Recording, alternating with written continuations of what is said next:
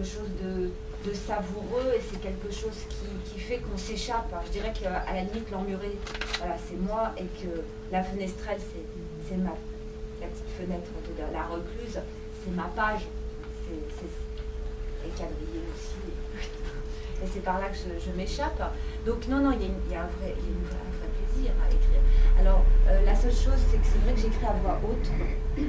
Donc j'écoute beaucoup ce que je fais, que j'ai toujours écrit à voix haute, que même les dédicaces, je les fais à voix haute, ce qui fait que les auteurs à côté de moi râlent en disant tu vas te taire un peu, tu vas pas tout nous faire à voix haute. Et au lycée, on m'embêtait déjà parce que j'écrivais mes rédactions, enfin, tout à voix haute. Chiante impossible. En plus, j'ai tendance aussi à raconter les choses avant que je les écrive, donc je casse les pieds à beaucoup de monde. Mais c'est pas grave, on m'en veut pas trop.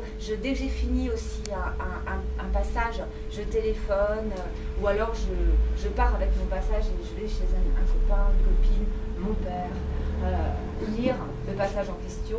Et toutes ces personnes savent très bien qu'elles acceptent de n'être que des oreilles. C'est-à-dire que si elles me disent quelque chose, je m'énerve. De toute façon, c'est vrai, c'est horrible, c'est comme si on touchait à un truc. Et donc, elles sont très gentilles, donc elles sont oui, des oreilles, c'est mon gueuloir. Voilà, les autres sont mon gueuloir et ils acceptent d'être mon gueuloir et ils acceptent juste de me dire c'est bien. Et j'attends d'eux, et gentiment. Alors, non, j'ai perdu une oreille, là, avec le cœur cousu, j'ai perdu une oreille importante, j'ai perdu l'oreille de mon père, justement.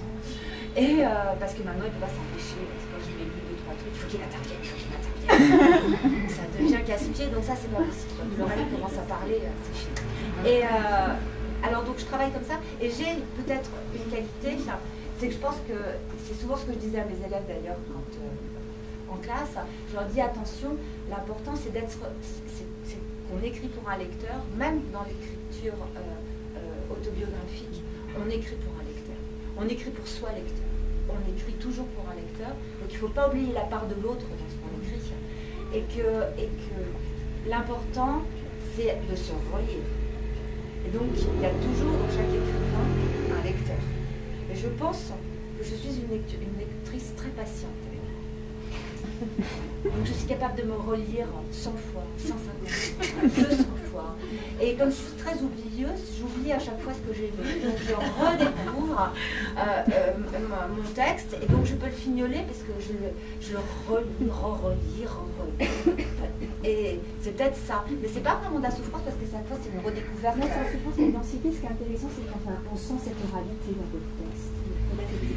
Voilà, ça passe par mais tout, puisque même l'histoire finalement, pas seulement la chair du texte, mais l'histoire elle-même, elle passe par la voix haute, parce que je la raconte. Et encore tout à l'heure, là dans le train, j'étais en train de raconter, parce que j'hésite pour les prochains romans, je veux continuer sur Hélène du Murmure, donc normalement, et en même temps, j'ai une autre idée que j'aimerais intercaler, donc j'ai raconté mes 2 histoires à quelqu'un dans le train,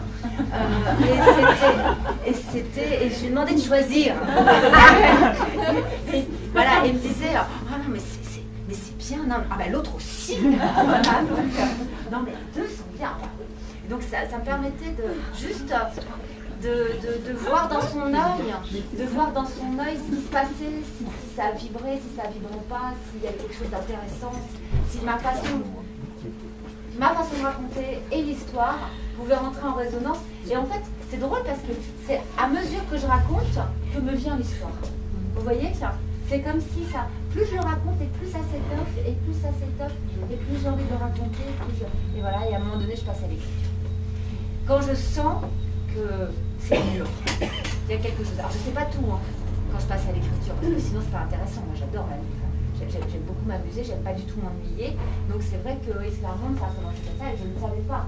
Je ne savais pas tout, vraiment, de cette histoire. J'ai été surprise par Esclarmonde.